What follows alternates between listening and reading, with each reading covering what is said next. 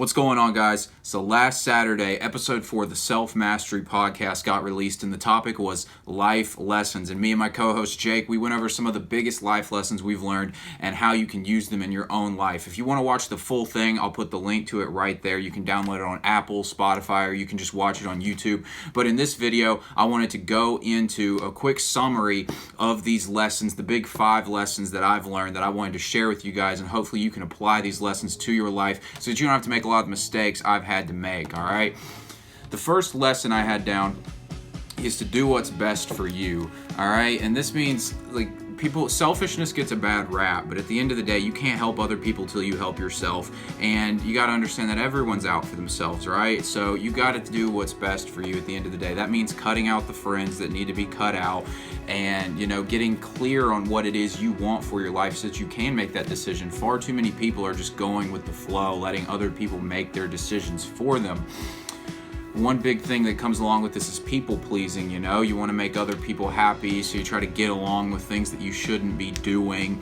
Like maybe your friends want to go get drunk or something like that, and you gotta do something productive, but you don't want your friends to be mad at you, so you go do it. Peer pressure has a lot to do with this. Having a backbone is really the key to this, and going out and doing what you know is best for you so you can accomplish what you want with your life. A lot of times this also can manifest itself in relationships, right? If a girl's not treating you the way you want to be treated, then it's time to cut the relationship out. You have to do what's best for you. Don't tolerate things that aren't in your best interest. Second thing I've got down, you are the master of your own kingdom, all right? This is a lesson I learned through being at the bottom of the totem pole, pretty much. I remember when I first moved to where I live now, I was like 10 years old. I was a terrible athlete. I was socially awkward. I was homeschooled. I didn't know anybody, and as a result of that, I was the butt of the jokes. I got made fun of. I was the worst athlete, and everybody around me was an athlete, so it was not going good for me, pretty much. But what I had to figure out how to do was, instead of complaining and blaming the situation, I decided to take action and take responsibility. And over time, I became a better athlete. I started working out because I like to work out. Now, instead of being the weakest, I'm the strongest of the people I know. And, I also learned how to be good socially. I trained myself in situations like that. I did the work.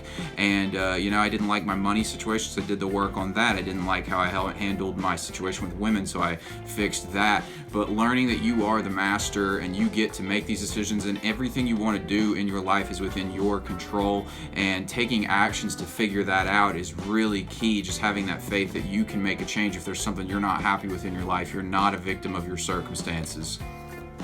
Third thing I've got down, the external world cannot make you happy. By this I mean, it can't make you happy indefinitely. Take that back. You can get the quick dopamine hit and the pleasure of accomplishing a goal. I talk a lot about that, and I do think that's important, but on the indefinite basis, the external world cannot make you happy. If you're not happy within yourself, you're not going to be happy no matter what happens on the outside world, all right? A perfect example of this for me is when I was 10, 11 years old, I saved up all my money and got a Nintendo Wii. I really wanted one. My parents wouldn't get it for me, so I had to save up my money, and they were giving me like $2 a week for an allowance. So I saved this money up for like a year and a half, Christmas money, everything. I didn't spend any money, and then I bought this thing, and I was so happy when I got this Wii. But the thing is, I was happy with it for like a week, and then all of a sudden I wanted an Xbox.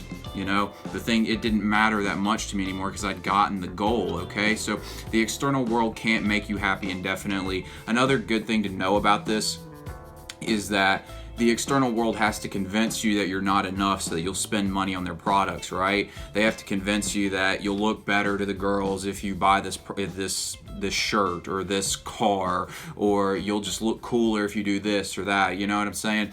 So the external world has to convince you you're not enough so that you'll spend your money on what they want you to spend it on. So you have to understand that type of stuff will not make you happy indefinitely, and playing those games it only shows a lack of self-esteem on your part. The fourth thing I've got, find something to chase. This is how you play the game of life. This was what I talked about in my last video. I'll put that right here. But you got to understand that like the point of playing this game of life is to go out and pursue something that's meaningful to you and go after it with all you've got. And that's how you get the meaning in your life and the joy in your life, and you have a good time doing things. So you need to find something to chase, pretty much. But the thing to understand, like with my Wii example, is that you need to understand that the thing you chase is not going to fulfill you indefinitely. It is simply a goal you're chasing, and once you get it, you're going to be on to the next thing. And have that mindset of chasing goals and accomplishing them, and you'll enjoy your life significantly more, because it gives you meaning to your life. It gives you a reason to get up in the morning if you know you're after something. All right, the fifth and final thing I have down is to have faith. All right, there's a lot of bad things that can happen in this world, unexpected things like this coronavirus situation, or a death in the family, or your car gets totaled, or something bad happens, your business doesn't work out. But you just have to have faith in something bigger than you the whole time, because you got to understand how big this universe is and how small you are, and that really at the end of the day, if you don't believe in something beyond yourself, you're going to be in for a world of trouble in this world. Steve Jobs has a quote I love. He said, "You can't connect the dots looking forward. You can only connect them looking backwards." And I think this is such an applicable quote to the reason why you should have faith, because sometimes things don't look like they're working out the way you want them to. But if you just have faith in that good, faith in the thing that you want to accomplish, faith in something beyond you, you'll turn around and look back and realize everything lined up for you and you got where you wanted to go in the long run. But it just requires that faith, and you can't give up when things look bad.